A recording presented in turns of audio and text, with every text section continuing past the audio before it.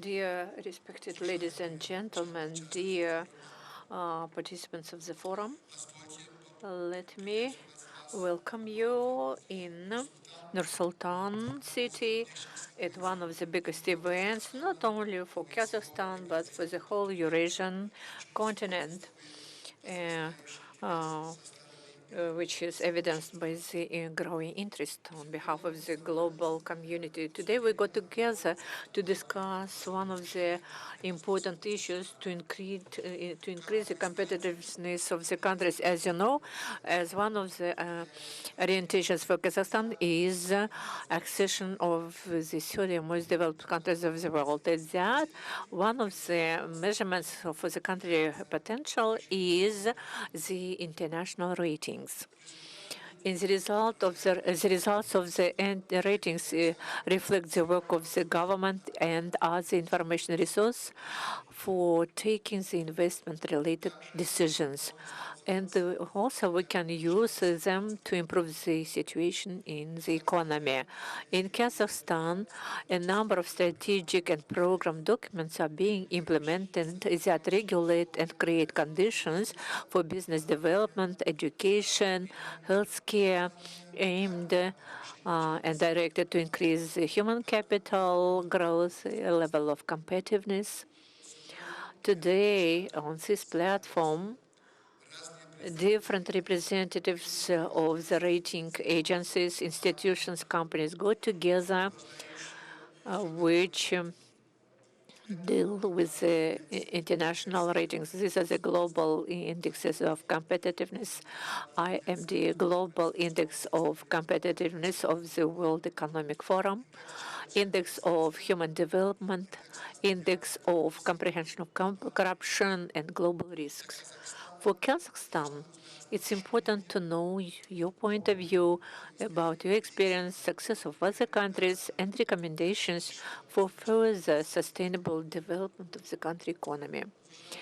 Dear respected audience, let me to announce the order for our session after the speech of the first two speakers and after the next three speakers.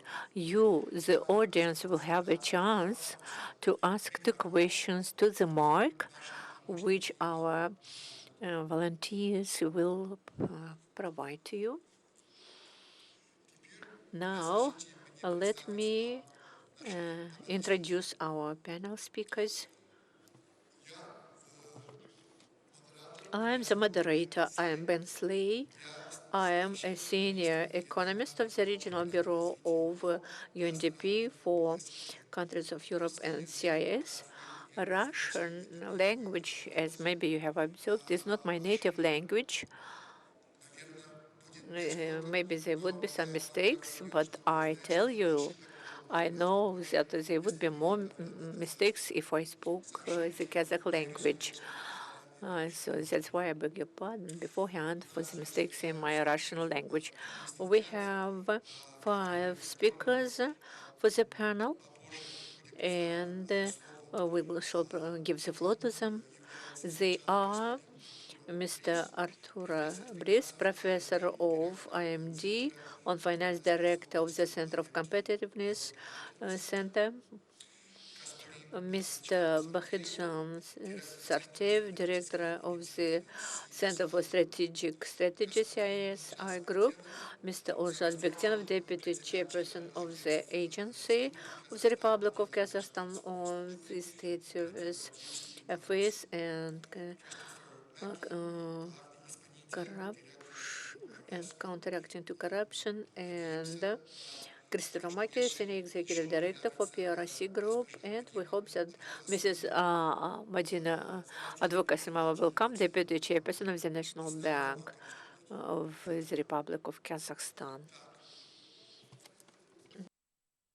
One of the global ratings of competitiveness is the rating of the Institute of Management, IMD. In this rating, Kazakhstan is also involved, starting from the year 2008. Within this year, the positions of the country fluctuated between the 32nd and 47th. and there were uplifts and falls down depending on the impact of the external global risks. That is why I want to give the floor to the Professional Finance Director of the Center of Competitiveness Center, IMD, to Mr. Arturo Briz. Professor, within the last years, a number of countries stably take the first places in the 10 top countries. We have one and the same countries: USA, Hong Kong, Singapore, Netherlands, Switzerland, Denmark, uh, so Emirates, Canada, and others. No doubt, these are developed countries, and their position is confirmed by the high level of the life of the population. The position of Kazakhstan fluctuates from every year on. What is the view, and what are the proposals for Kazakhstan? What the government need to focus on? To what extent, as a result of ratings, strategies of the countries are linked. There are indicators on which geographical, demographic specificities of the country have an impact. In case maybe of Kazakhstan, it's a huge area, low density of the population, and what are the results of the conducted policy. They do not give maybe as a real assessment. So, dear Professor, we give 7-10 minutes to you to respond to the questions. Thank you, Ben, for the kind introduction. And unfortunately, my Russian is not even close to your Kazakh. So I will speak English, and let me thank you also the audience for being here. The Center that I direct since 2014 is the world pioneer in the study of competitiveness. So let me start by actually focusing on that, because one of the problems that we have when it comes to competitiveness is that many public sector officials, which is the problem, but also many organizations and many individuals misunderstand what the concept of competitiveness is. And that's something that I said we started defining in the 80s to help economies manage their success. So competitiveness is actually the measure of success of a country. For a company, it's actually very easy to measure success, but for a government or for a country, it's very difficult. We already started discussing 30 years ago that economic growth is not the goal of economic policy. Probably economic growth is just a necessary condition for success, but success is something else. And the success of an economy, let me see if I can show you the next slide. So the success of an economy relies on let me show you the ranking here, relies on the ability of a country to manage its resources and its capabilities in order to generate what we can call today inclusive prosperity. Okay? We already said that 30 years ago. The objective of a government is to generate inclusive prosperity. And the equation is extremely simple. The equation for competitiveness goes through two steps. In the first step, an economy needs to manage its resources, its constraints as well, in order to be productive. Productivity is the main figure in the competitiveness equation. So an economy needs to be productive, and in order to be productive, you need to manage your natural resources, your geographical position, your institutions, your infrastructure, the level of education, all of those inputs, as we call them, in order to be productive. Okay? So the first step in order to be competitive is to generate a productive economy. And this requires not only policies, but also choices when it makes to how to manage those constraints. Okay? You mentioned, for example, the fact that Kazakhstan is a big landlocked country, very much spread out, with a big rural population, and that's a constraint in the economy. But competitiveness doesn't stop there. So being productive is not enough. The second thing that we need to achieve is that that productivity needs to translate into people's prosperity. And how do we do that? We do that by managing our policies. So, for example, salaries are high, taxes are raised, the government invests efficiently, there is no money wasted in useless spending by the government, there is no corruption, and ultimately all those resources that are generated revert to people through education, healthcare, quality of life, international investment, improvement of the image of the country abroad, and so on. And at the end, you achieve certain goals that make people's life better. Again, the very recent concept of inclusive prosperity that some economists are starting to use now is something that we already said 30 years ago. Okay? Now, on that ground, how competitive is Kazakhstan and what are the challenges? I'm just giving you a snapshot at the rankings of 2018. Unfortunately, I'm in a quiet period because our 2019 rankings are going to be published in 2 weeks from now. So I would suggest the organizers of the conference to organize the conference 1 month later. So I can present the results of 2019, which of course I cannot. Okay? So I have to stay with the results that we published in 2018. And what you can see here is that the way we measure competitiveness, the way we measure the ability of a country to generate prosperity is by combining a method of inputs, so geographical position, size of the economy, quality of the infrastructure, with a method of outputs. So to what extent investment from abroad is coming, to what extent the country is able to manage its policies to just spread out wealth evenly. Okay? And here you can see that among the top 10 economies, we just measure several factors. The first column shows you the economic performance of the country, which is our first factor. It's a necessary condition to be competitive. The second factor is the efficiency of the government. The third factor is the efficiency of the private sector. And the fourth factor is the quality of the infrastructure. Okay? In those four factors, you have again a combination of input and output. And notice that what we're trying to measure is extremely difficult. The top 10 economies are not surprisingly small economies that have extraordinary well-developed institutions and good education systems. Okay? And I will not explore those because I want to focus on Kazakhstan.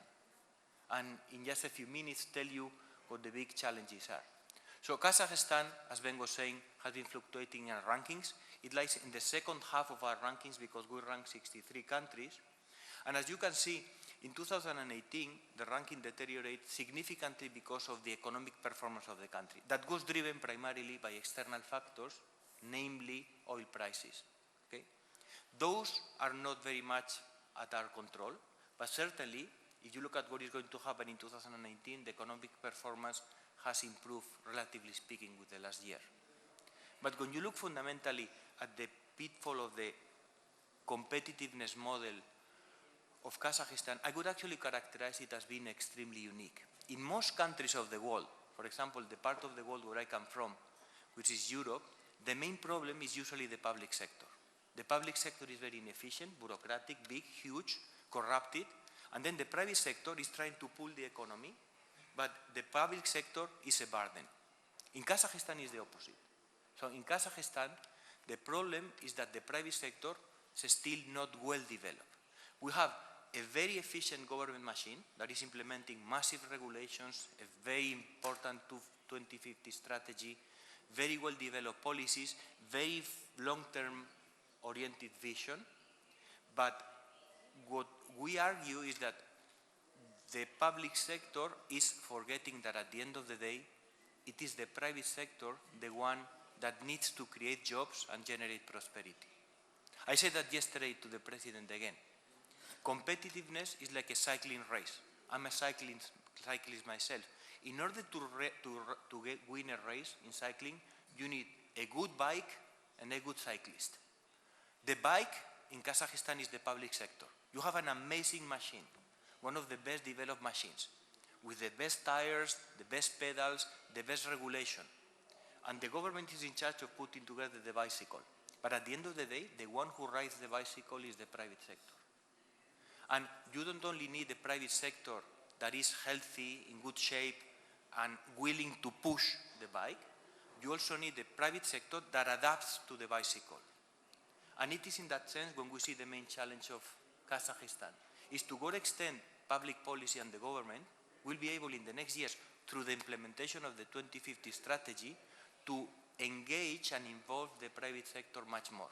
By, for example, creating public-private partnerships when it comes to infrastructure investment, by listening to the private sector when it comes to passing regulation and competition, to making sure that a big pillar of the development of the country is going to be small and medium enterprises, and not only small enterprises. Because one of the problems in Kazakhstan is that the corporate sector is bipolar. You have huge companies, and then you have very small companies. So to what extent you can train a cyclist, basically a middle-sized corporate sector that will pull the bicycle, okay? And only through that, only through the job that the private sector is going to create, we are going to make this strategy successful, okay? Because at the end of the day, the rest that you need, which is a strategy, long-term vision, investment in education and infrastructure is already there. And you should be aware that in most countries that we analyze, this is lacking. Again, long-term policies and a long-term strategy is not present in most of the European or Latin American countries that we look at. A policy stability that allows this strategy to be implemented is lacking in most of the European democracies. And finally, investment in health and education as future pillars of competitiveness is also something that you have as a priority of the government, but that you cannot find anywhere else, okay? So I think there are very good news for Kazakhstan, and as I said, just to summarize, the challenge still lies in the private sector. And maybe we can explore more in our discussion later. Thank you.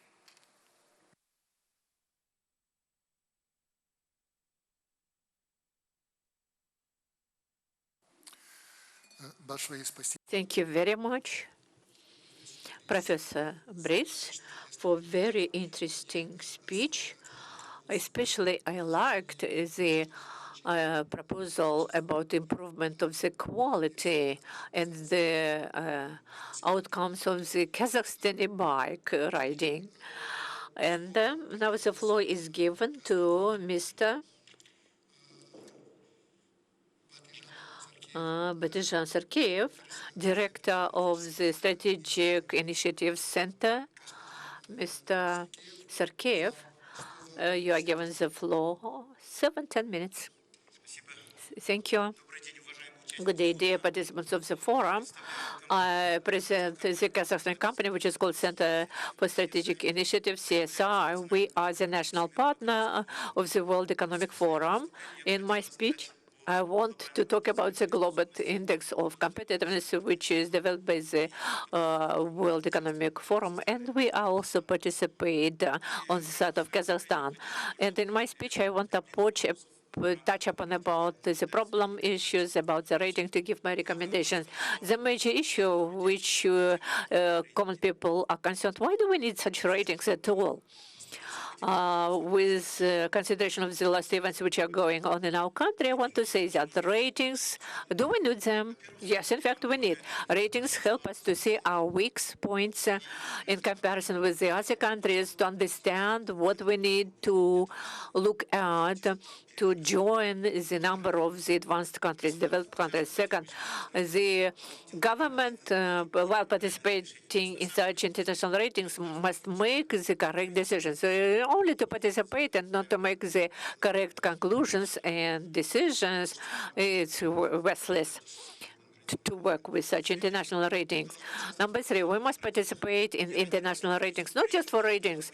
Ratings should not be just for ratings, but to solve the problems, to improve the situation. That is why accession to the 30 developed countries must be understood as the achievement of the level of life of these countries, just not to join the club of these countries, but we must reach the level of their living standards and development of their levels, economic, social, political levels. Rating, which I am going to talk about, of competitiveness, is applied by the World Economic Forum, starting from the 140 countries are involved in it. The rating is comprised of 12 factors and 108 indicators, and it is one of the authoritative international ratings, the results of which are used by governments of different countries to develop their economy-related policies. And I want to add that, in fact, we need to acknowledge the fact that our government also gives much significance to this rating. It's oriented by this rating while developing the strategic decisions. So we know that in the work to improve this rating, not only the government is involved, but various ministries are involved. In the year 2008, the methodology for the rating has changed.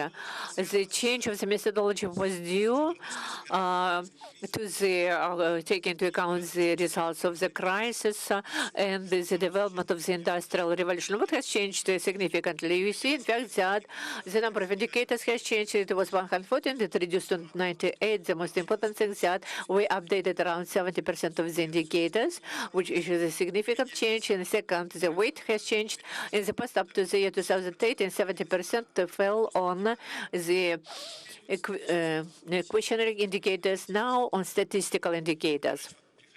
I remember that state bodies expressed their complaints that this rating is subjective, it doesn't reflect the reality, but starting from that time, the situation has changed. Based on the results of the year 2018, we published the rating based on the new methodology, and Kazakhstan ranked 59.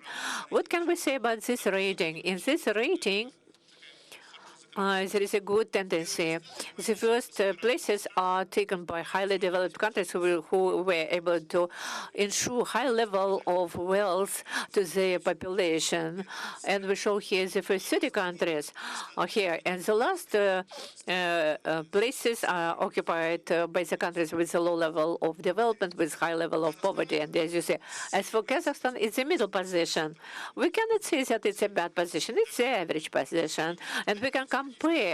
Kazakhstan is ahead of CIS countries except for the Russian Federation, and on top of it is ahead of such dynamically developing countries as the South African Republic, Argentina. But this position doesn't make make happy our government. We must be among the top countries, and it's right.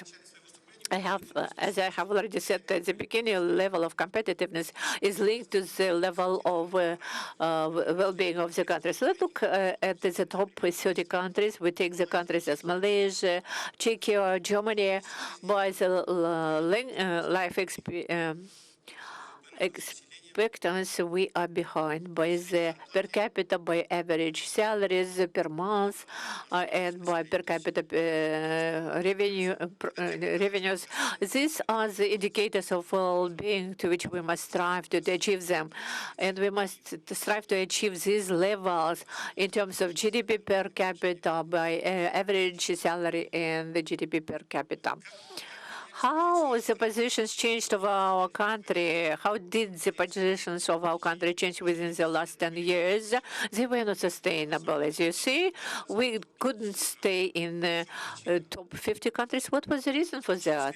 The reason is that in spite of the accepted measures, and the government takes a lot of measures, all ministries are involved to improve the rating, but unfortunately, we don't have good improvements in terms of the factors, indicators, and we mustn't do ratings for ratings, but we must do it for improvements. But if there are no improvements, then our positions will go down and down. It will not improve. And the second factor, which has an impact on it, is that within the last years, as a company which carries out the questioning of the companies, we see that there is a decrease of people to the government and to the country. There is a tendency. So that is why whatever is done for improving the rating, people must confide in it, trust in it, and the trust will increase when people see real improvements. So let's look the situation by factor factors and indicators. In this rating, we have 12 factors, and pertaining to these factors, we have quite good positions. We are ranking 44 by ICT, by labor market, we rank 30, by business dynamics, 37. But at the same time, we have the factors which drag us behind by health, and the health is the life expectancy. By that factor, we are ranking 97. Financial system is our weak point. By financial sphere, within the last 10 years, we are taking the position lower than the hundreds, innovative potential 87. Now, as I have already said, we strive to join the 30 developed countries. Let's compare the position of our country with the countries of 30 developed countries. If we compare our position, we have quite good position with ICT. They are comparable with the position of Czechia. We have quite good positions with the labor market, but at the same time, by all positions, we are lagging behind considerably, especially in relation to infrastructure, macroeconomic stability, by health, education, and skills, by financial system, dynamics of business, innovative potential. Considerable lagging from top 30 countries by several indicators is we see that in the level of combating corruption, much needs to be done. By the scale, we have only 31 scores. Malaysia have 47. The more scores you have, the better the situation in combating corruption. That is why we have a lot of to do. As the quality of roads, we cannot say that our roads are too bad, but at the same time, they are lower than the average level. As for inflation level, we saw in Czechia it's 1.6, in Kazakhstan 11%.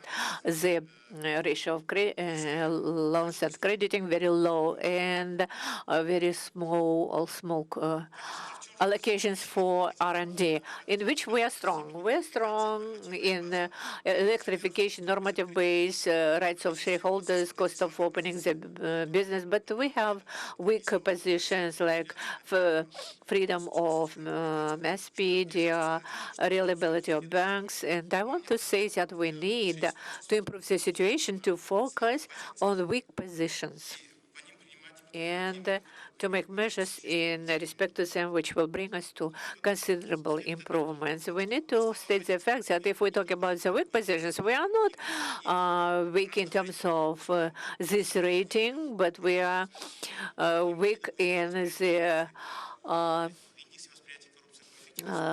index of comprehension of corruption, and in the ownership rights. We have a number of indicators where we are weak.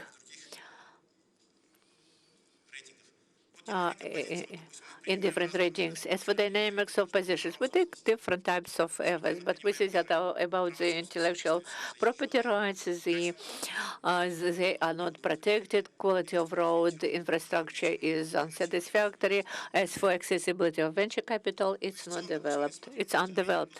We looked at the ratings of state programs because they can have an impact on how the measures are implemented. But many people state that in the rating of state programs, the state programs are not effective. State programs are evaluated not highly, and you can see that the lowest rating is given to the road map and industrial innovative development. But the major focus must be done on the indicators of weak position. We have seen them already. The impact of them on the total rating is very serious. We need to develop the measures which will bring us to significant improvement. I have already said that we must come focus on the concrete outcomes. They must be visible. We need to involve all the stakeholders, all the interested parties in it, business and the organizations which are engaged in this. Thank you.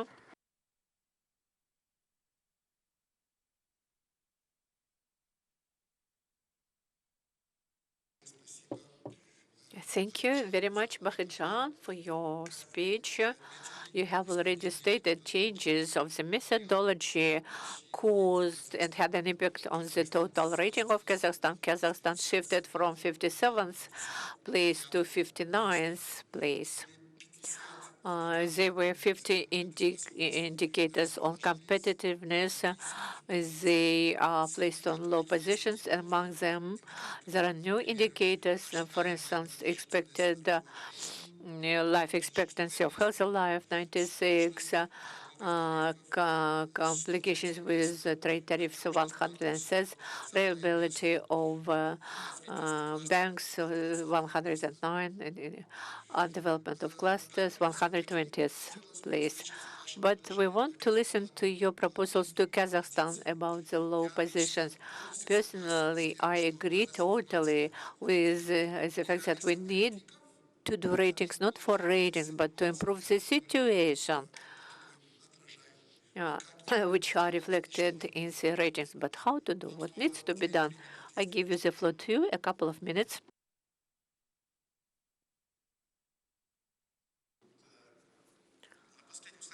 On the last slide, we identified the key indicators. Among the key indicators, we have various indicators which have an impact where we have weak positions, but they have the impact on improvement of our total rating. What we need to do? We need to solve the issues about the intellectual property rights, to improve it, to give guarantees. The next issue, we need to strengthen the rule of law, independence of judicial system. It's about institutional issues. We need also to increase efficiency of law enforcement systems, the police service, because so much depends also on it. Is a favorable investment climate depends on it. We need to improve the situation on freedom of word in the country. As if we talk about the infrastructure, we need to pay attention to the quality of roads. And within the last years, the government implements a lot of projects, but at the same time, as we see, the quality of roads leaves much to be desired. It's not satisfactory. And President Tokayev also talked about it when he went to Western region. That's why we need also to focus on improvement of the quality of roads. As for health, we must focus on it. We must prolong the life expectancy in comparison with other countries. Our life expectancy is 62, but CIS countries it's 70 years and exceeds even 70 years. It means that we need to improve the system of healthcare, quality of the medical services provided by the healthcare.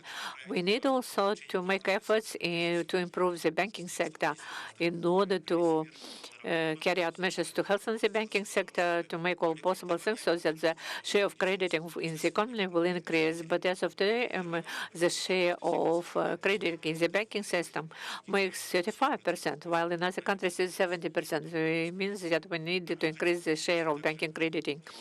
We need to ensure access to SMEs, to other financial instruments.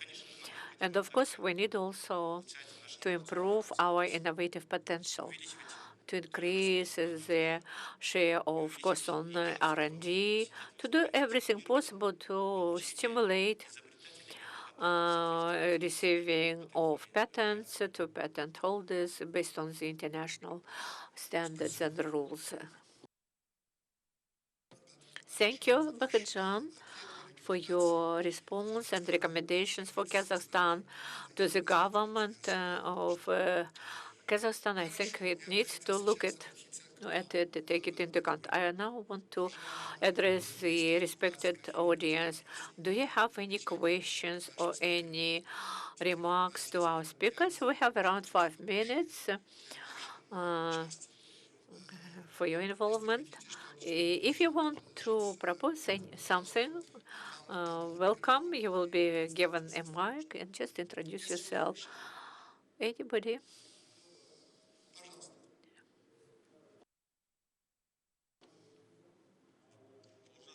Borusan Tatibekov, you said that you said, and it was quite a good speech, but there is IMD rating. I want to ask a question. Is this rating taken into account when the state and sectoral programs are developed? Do you take them into account? Thank you. Okay, thank you. Any more questions or comments coming from the floor?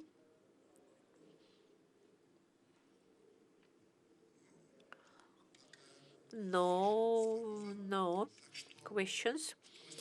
Who of our speakers is eager to respond to this question?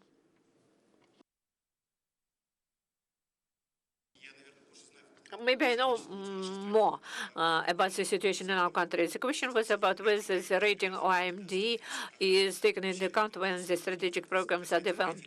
But it's an issue which doesn't touch upon only this rating, but any other ratings also, which I listed. Also problems which I described, we know government has a plan of measures pertaining to each of the ratings. All the weak points which are indicated in the ratings are covered in the plan of measures to be undertaken. The results of ratings, they are taken, in fact, when the strategic documents are developed. But the issue is different. To what extent they are effectively implemented? Yes, of course, they are taken into account. The results of all the ratings are taken into account. And if you open our strategic documents, you can see that they were taken into account. They are incorporated. Forms is very important, and for us, when the state programs are enacted or formulated, is somehow irrelevant unless they show results. Given that competitiveness is a long-term journey, we rather look at results rather than at plans. And that's why the implementation of the state sectorial programs are only perceived in our executive survey, but not necessarily in the hard data, because they may take 1, 2, 3 years, or sometimes one generation to be successful, which is what matters at the end of the day.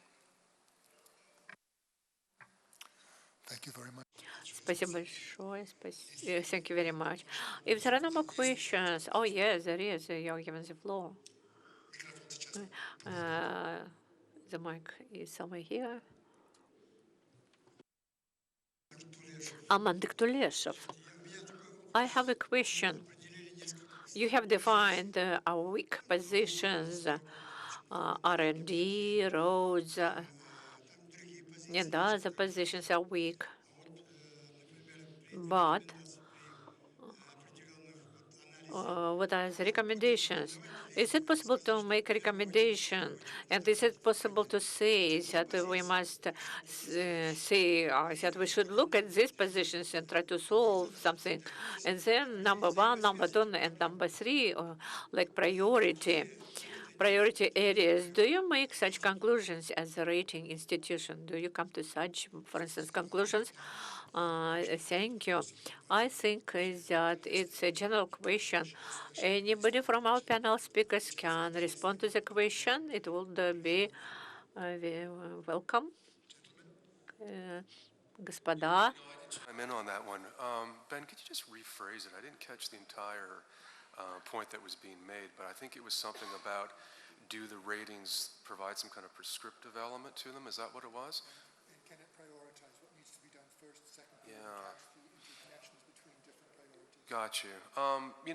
What I think is interesting, and I think those that are listening will know this once we get through everybody, is that when you talk about the rating industry, everybody has a niche. Everybody looks at certain things, and to some extent, those that survive in this field tend to have a sense of what I would call complementarity to it. In other words, one ranking will look at a series of variables, and other ones will look at certain risk metrics. But from my perspective, and I think to some extent, I'll talk about this later, is that the rankings or the ratings can provide a synopsis. They can provide a series of characteristics, but in the end, unless it's done by inference, this is the job of government, or this is the job of the private sector, is to take what the ratings are saying, take what might be either a beneficial aspect of the investment climate or something that is not the greatest, and then act upon that. And later on, I'm going to talk about my experience with Kazakhstan and say half a dozen other anti-corruption groups that my company is working with right now, and I can give you some insight into that. But I think as a bottom line, if you will, and an answer, is that, you know, our job is not necessarily to tell governments this is what you ought to be doing in specific policy terms, because every place is different. You know, what works in Kazakhstan is not going to work somewhere else, but we can certainly lay the foundation for it and then allow them to act on it. And again, I'll talk about this later, but in the field of the anti-corruption, the stuff that I'm seeing, and I've seen over the last couple of years in Kazakhstan, they're taking that approach and acting on what we're saying. And in some sense, and I'll just finish off here, it's a reflective process in some sense, because now our ratings are, at least on the corruption side and a couple of others that are connected to that, improving on the Kazakhstan side. Okay? Thank you very much. Professor Briz. I completely agree. And one of the things that we need to realize is that whether it is the WEF or the International Country Risk Guide or IMD rankings, we report key performance indicators. A typical mistake that some governments make is to try to, I will not say manipulate, but try to improve the rankings by improving the indicators. And that's a big mistake. That's not something that any company would ever do. I tell you one example. We worked with the government of Saudi Arabia for 5 years. One of the problems that Saudi Arabia had was that there was no business creation. So they said, if you look at the World Bank indicators, it takes 20 days to open up a business in Saudi Arabia, which is higher than the regional average, okay? Government decree, that's how Saudi Arabia works. From now on, it will take 5 days to open up a business, okay? Suddenly, in the World Bank indicators, Saudi Arabia goes significantly high. Unfortunately, 2 years later, Saudi Arabia didn't see any improvement in the frequency of business creation. Because instead of attacking the true value drivers behind the indicators, you attack the indicator. And that's why I agree with you. It is a choice of the government to decide what the value drivers are. For example, for me, a fundamental value driver for economic growth and technological development is education. So you have to invest in technological infrastructure and ICT rules and so on. But fundamentally, if you want to make this country technologically advanced, you have to start with the true value driver of technology, which is education. And that's a choice. But what is a mistake, and we see that so often, and I'm sure that the World Economic Forum is the same, is that governments and policymakers try to work on the indicators and not on the value drivers. At the end of the day, the WEF 100 indicators or our 300 indicators are just key performance metrics, but they don't tell you anything about the drivers behind. Thank you very much for that comment. Maybe just to make one remark from my side. Thank you for calling attention to the indicators that are the components of the ratings or rankings themselves. And a ranking really only makes sense as much as the indicators make sense. And the indicators only make sense to the extent that there are appropriate data that can be used to monitor the indicators. And we sometimes forget that. So, так что большое спасибо. Thank you very much for the questions which were asked by the audience. Thanks to you, panel speakers, for your responses. Now I want to note that the majority of influential rating agencies like the World Economic Forum, the World Bank, Transparency International, and others evaluate Kazakhstan based on the corruption index.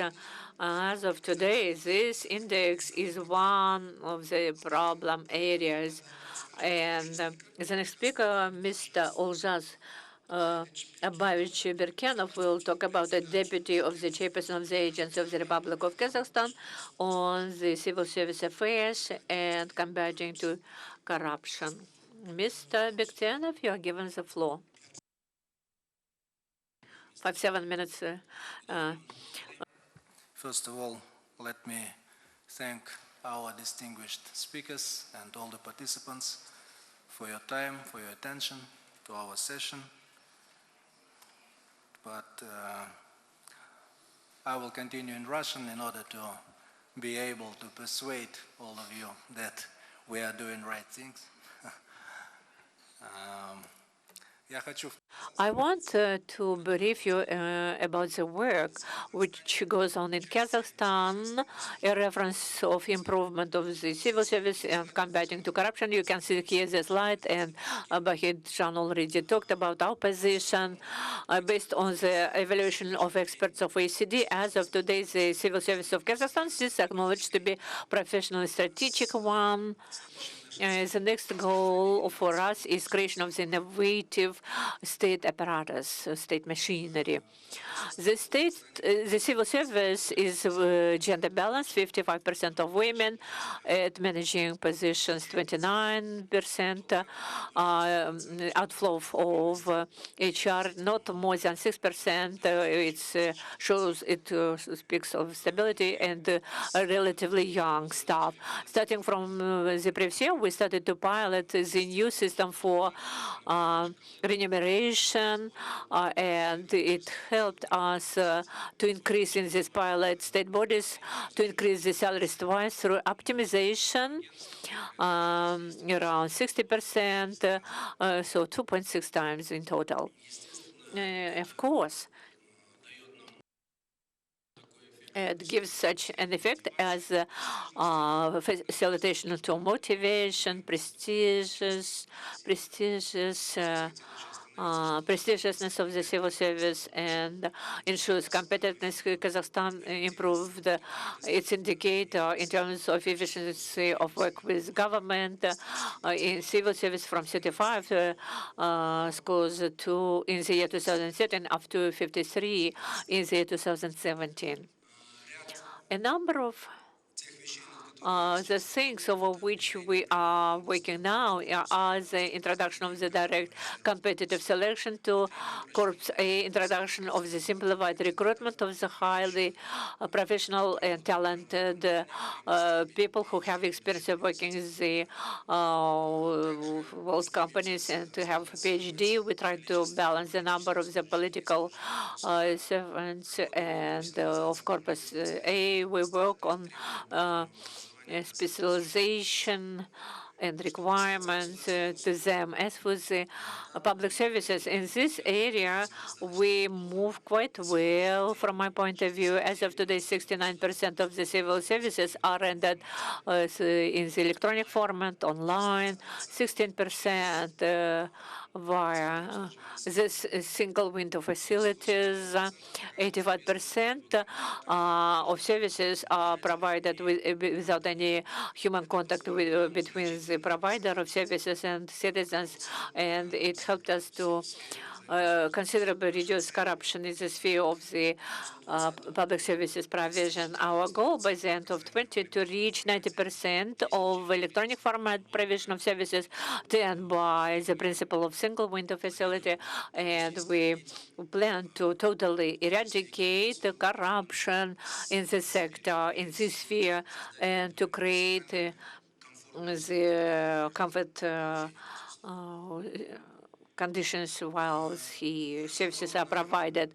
We developed and IT entrepreneurs jointly with agency developed the mobile app, digital agent, which helps to make the assessment of the quality of the public services rendered to the population. It's quite an interesting ad, and quite a huge number of citizens use it, and it's very supportive to us in our work. As for the anti-corruption policy, according to the internationally acknowledged standards, it's based on 3 pillars.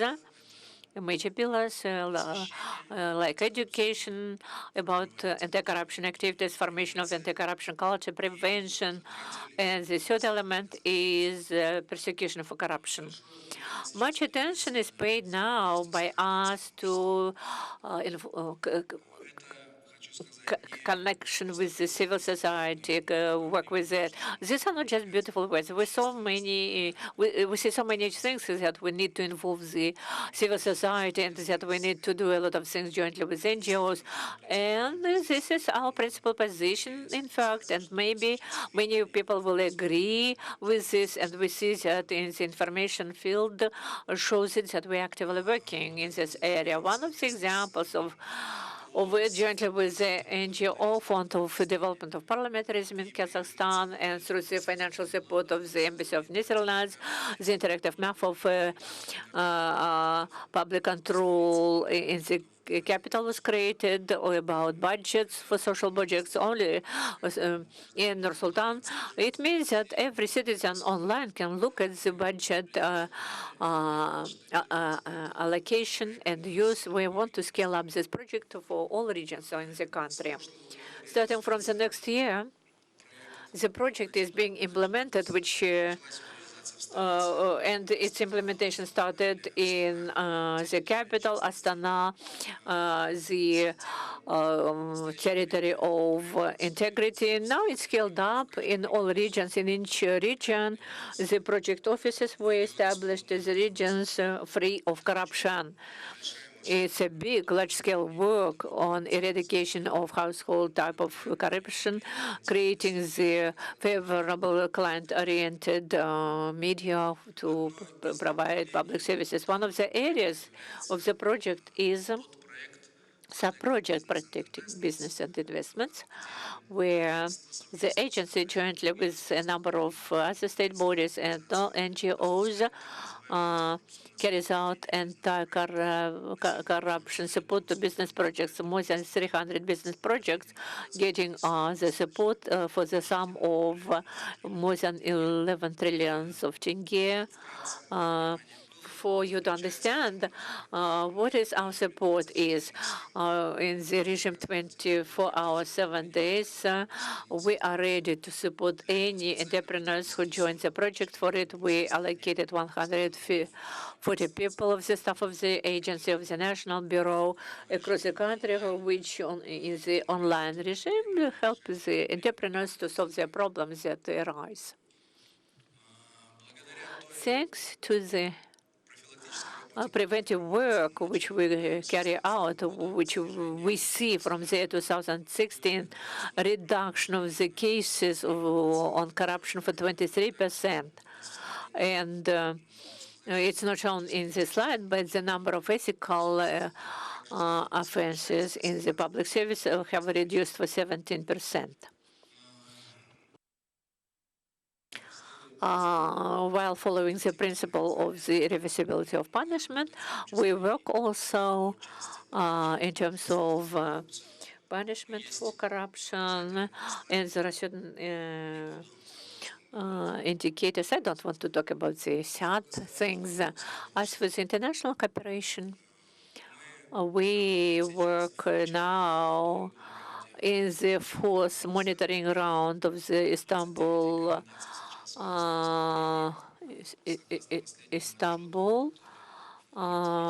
initiative.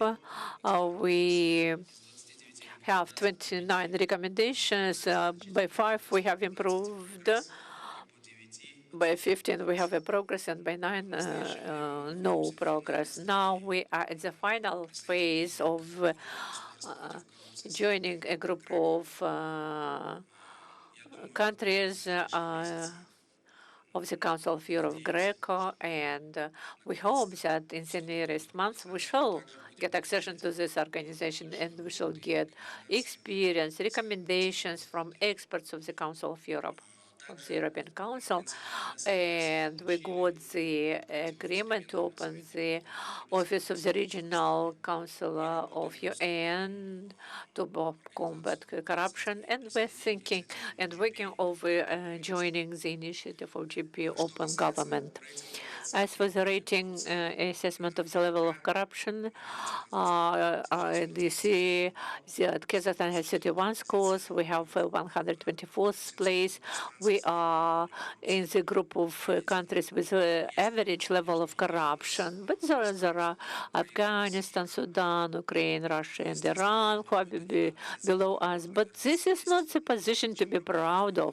There is much work to be done, but certain progress is achieved. If you look at this graph, in the past we never achieved this level. We are not anymore in the group of the most corrupted countries. If we talk about the rating of IVK, Kazakhstan is assessed by ratings of 9 rating agencies. 2 of them are sitting here, representatives of 2 of them are here. We have Diversity of Democracy, VIDEN, International Institute for Development, IMD, Arthur Beres is here now. BTI, The Economist rating, IHS Market, and PRS Group country risk evaluation. Chris McKay's index of the rule of law, world justice project of U.S. rating of the countries of the transition period, Freedom House. By 6 of them, we have improved by 2 ways. By Freedom House, stable position. Now, about the most important part of my speech, I want to talk about the most important things on which we work right now. We propose to implement them in Kazakhstan. Number 1 is implementation of one of the base internationally accepted standards of combating corruption, introduction of the responsibility for illegal profit. And this is the requirement of OECD. We actively promote this idea. We get the approval of it with the state bodies. And I think that in the nearest future, we shall come out with this initiative and will promote this initiative further. Introduction of the Institute of Legal Persons for Public Law, jointly with the National Entrepreneurs Chamber. We studied the experience with these countries. We are thinking about the creation of the institute where the part of the state functions will be delegated to the competitive environment to the specially established legal entities. The anti-corrupted expertise on legislation, we had it in the past, but then it dropped out from the legislation. This is not being done anymore. But now, based on the initiative of deputies, we work over it, and the draft is there to establish this institution. It went through the first reading, and I hope in the nearest future it will be adopted. Introduction of integrity check of a corruption sustainability resilience, which is one of very interesting institutions. And after consultations with our partners, with other state bodies, we shall come to its introduction. Changes of mechanisms of encouraging factors and reporting about the facts of corruption. This institution works. We pay certain fixed sums to people who report whistleblowers about the facts of corruption, but we shouldn't pay in fixed money, but in terms of percentage from the sum of the bribe, which is being reported, and about the sum of stillage. Now, expansion of the list of the subjects of corruption. Now, we say that as of today, if we look at the quasi-state sector, the subjects of corruption is the top management of the quasi-state sector. We say that we must expand this list to involve the other responsible persons also to this list. I try to follow the time framework. Thank you.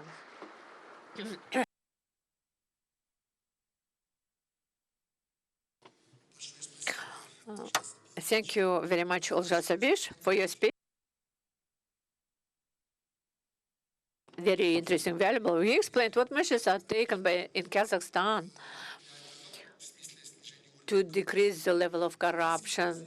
But low positions, almost by all ratings, is a fact. One of the sources of forming the rating on corruption is the index of competitiveness and also IMD.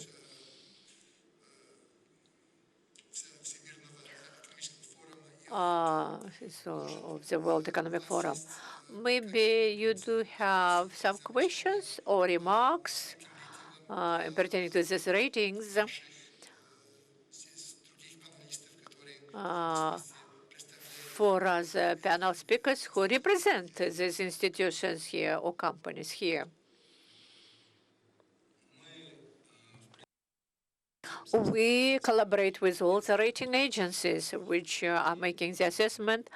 I have mentioned with none of them on a regular basis. We have meetings with them. We try to inform our partners about the measures undertaken in Kazakhstan. In the morning today, we talked with Mr. Arturo Bris, and he met our chairperson, and we explained the views. Arturo Bris already said today that of course we can do a lot of good things, but to change the comprehension will not be that easy if we are talking about the interviewing people, and if people have the view developed that everything is corrupted at all levels, inertially people would respond that there are corruptions. Also, so many good things are being done, and today we have come to a common view with Arturo Bris that we need time for all this to understand. We try to carry out measures, a large-scale explanatory work domestically in the country about what we do, and we can see that the legislation practically is in line with the international standards in combating corruption. And if we do something which I have already mentioned till the end, maybe comprehension of corruption in our country will change. Thank you very much. It's very interesting. I think that we shall come back to this issue later. But now we shall have to pass over to the next topic. As you know, competitiveness of the country is the competitiveness of business. Geopolitically nowadays takes a certain role in everyday activity of business. To ignore its impact is impossible. We need to look at how the world changes, and we must be ready to new challenges. About it, the next speaker will talk, expert in the area of risks, Mr. Christopher Маки. Господин Маки, вам даем слово. Small video I'd like to play just before I say what I have to say. So whoever's doing that, could you roll it, please? Now listen to the music.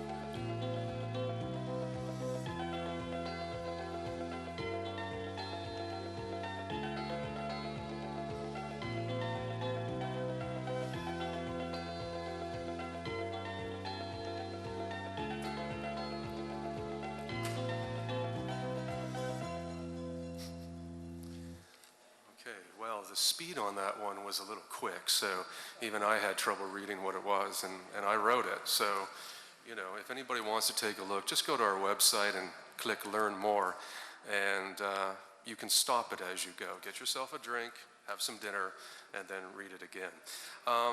So let me just start by saying thanks to those that invited me here. This is my first time in Astana. I've been working, or at least PRS has been working with the anti-corruption group and others for about 2 years right now.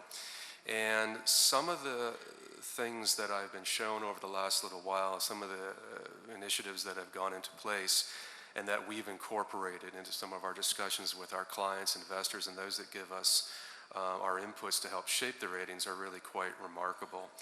I've been in the field of political risk and finance and investment and doing deals on the ground for about 25 years. I started off as a professor of political science and finance. I went into limited recourse financing field in Latin America and the Middle East for quite some time. I became a private equity investor about 15 years ago, and now one of the companies that I'm looking after and hopefully guiding is the world's longest running quant-driven political and country risk agency. And one of the things that we do at PRS is adopt a very collaborative approach, not only with the subjects that we assess, in this case, say, the government of Kazakhstan and what it's doing, but also the businesses that are operating in a particular country. Our analysts talk to them quite often. So we have our inputs are very, very well informed in that sense. So we don't have a way of looking at a country that is, in some sense, top-down. And yesterday, and the reason I say this is because yesterday I was able to be taken on a small tour of what's been going on in the city to reduce, incidents of corruption or to increase transparency. And they really are quite remarkable. I mean, we've got things that are quite obvious from just simply opening up offices so that, the level of visibility has increased. And to other things where there's major initiatives going on right now that have been borrowed from the experiences of places like Canada and Hong Kong. So I think on that basis, and we can talk about this a little bit later, this place is going in the right direction. It's not going the direction you don't want it to go in. So 3 things that I'm getting from this discussion we've had about ratings so far. And one is that governments in particular use them as a tool for state development. From the flip side of the coin, probably from an investment or an international or sort of institutional investor perspective, ratings are also used as a means of making an investment or attracting capital or simply building on the position that's been established at the time. But one thing that I've noticed, and I think this was underlying of some of the comments that have been made from the crowd at least, is that the ratings now, and we get this a lot, are coming under a lot more scrutiny than ever before to be relevant, and most importantly, and I'll develop this topic a little bit later, to be actionable. What do you do with them? What do they produce that government or investors can actually use that will achieve a desired end? Okay? So let me just take the next couple of minutes to talk about 3 things. I want to talk about the leadership in global rankings. In other words, what are the factors for success? I want to talk about the influence of the ratings, particularly from the PRS perspective.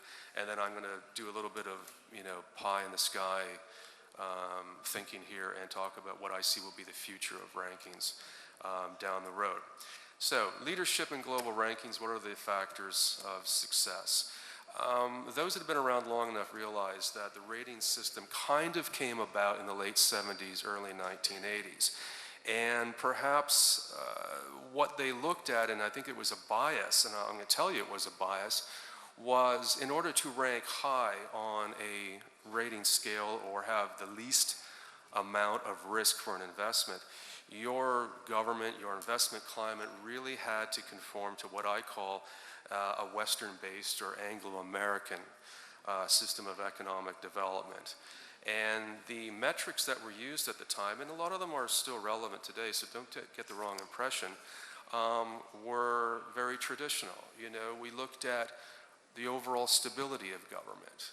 Is that a risk, or if it is a stable government, then presumably it's not a risk to foreign capital. We looked at the potential for social turmoil based on such things as religious tensions, ethnic cleavages, wealth disparity. We looked at corruption, and we looked at the respect for the rule of law. And I think all of those things are still important.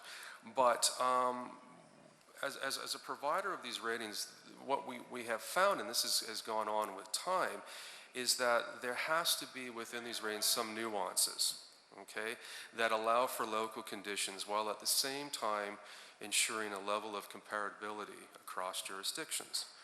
And so what would be an example of that? And I think this has been tossed out. So I won't belabor the point, but I'll just talk about it. When you look at corruption and you focus on, say, Canada, say the Netherlands or places like that, what would be considered from a business perspective as a corrupt act, as we know, would probably not be seen as all that corrupt in, say, parts of, sub-Saharan Africa. And in fact, I don't know well, people would probably know this, is that at one point before the OEC stepped in and made it some kind of declaration that everybody adhered to afterward, things like bribes, I mean, those were tax deductible, all right? If you had to pay X number of dollars to get a project through, that dollar amount was then put against your profitable income, or your profits rather, and used as an expense. That was the way things are done, or were done at one point. Germany was hanging on. I think they were the last country to officially adopt the OEC principle on that and move forward. So the point of all this is that, when you look at ratings, when you look at investment climates, one size doesn't fit all, and you really have to look at it from a very flexible and nuanced perspective, okay? And again, this example of corruption and how it can be seen over time is but one. But within the context, again, of flexibility, the thing that has always put forward to me for ratings are really three things. One is, how are the risk metrics structured? How are you putting them together? What are your inputs? How are they back tested? You can put an indicator out there if you like, but if it doesn't do anything, if it doesn't measure anything that produces a tangible result for the parties involved, it's really not worth much anyway. And at the very end of the day, how actionable are they? What do you do with this information that that's being produced? And again, from the PRS perspective, we've got a very, very fluid relationship with all of our clients. I will speed this up, okay?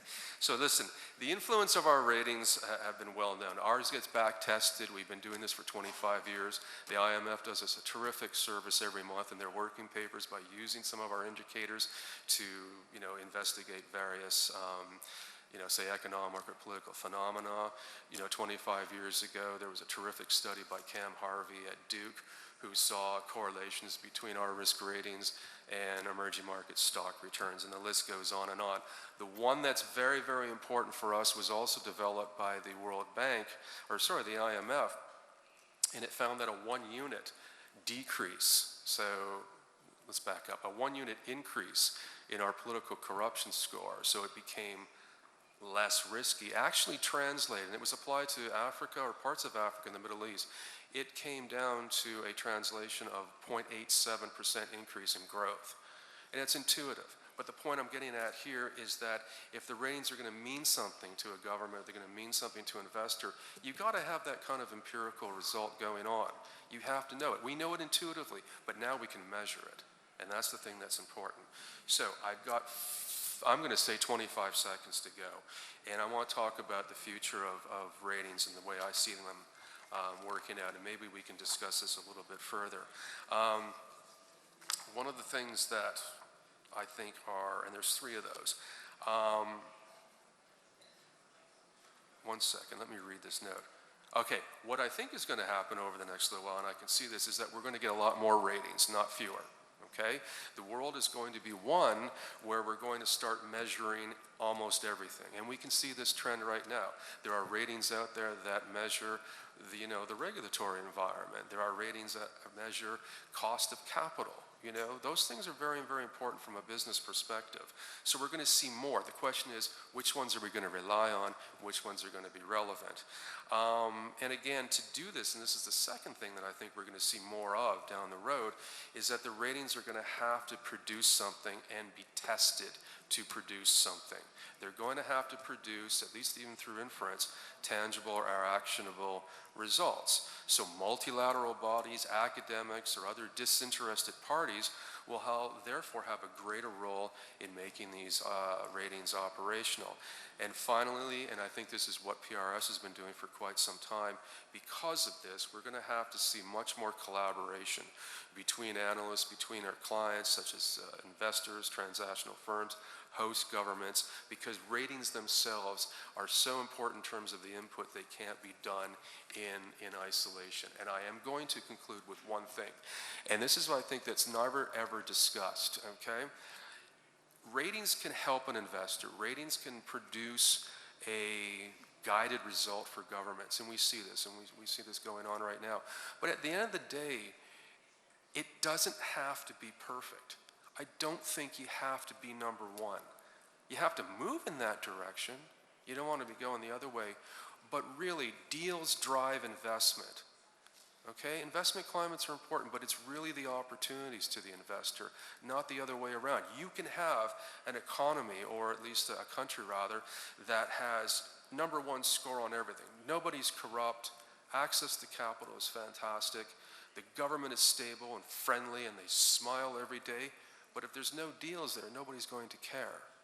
And the corollary of that, and I saw this from when I was sort of doing these deals, is that the onus to a large extent also falls on the investor.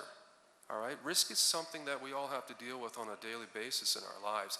And the one thing that was always brought to my attention when I was doing the limited recourse financing stuff in Colombia and Peru was that risk is out there. The key is to manage it. And I'll be quite honest with you, you cannot do a deal in an emerging market or a frontier market, given that you have to manage risk and the resources that are available, you will probably not be able to do a deal in the least riskiest country out there. It's you are the problem, not necessarily the government. So again, as long as you're moving in the right direction, as long as the investors or those that are putting capital into the money, and it's also local capital too, not just foreign, you're in a much better position. So the ratings are a guide. They have to be informed. They have to be fluid, but they don't tell the whole story. It's just a good slice or a snapshot for discussion. So let's discuss something along those lines, and thanks for listening, okay?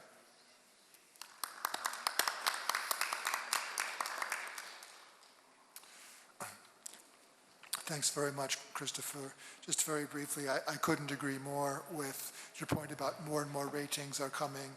That one of the basic axioms of management is you can't manage what you can't measure.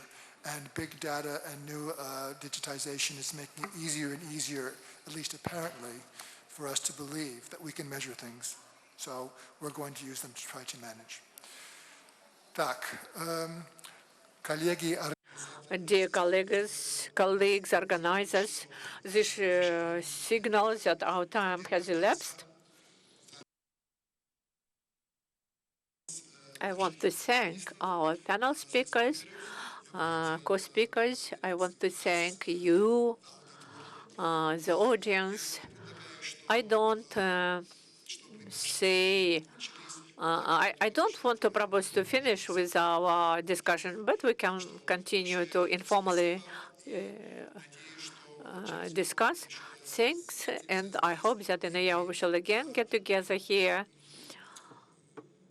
and we shall take into account the big progress, success in terms of ratings of Kazakhstan by the end of this year. Rahmet.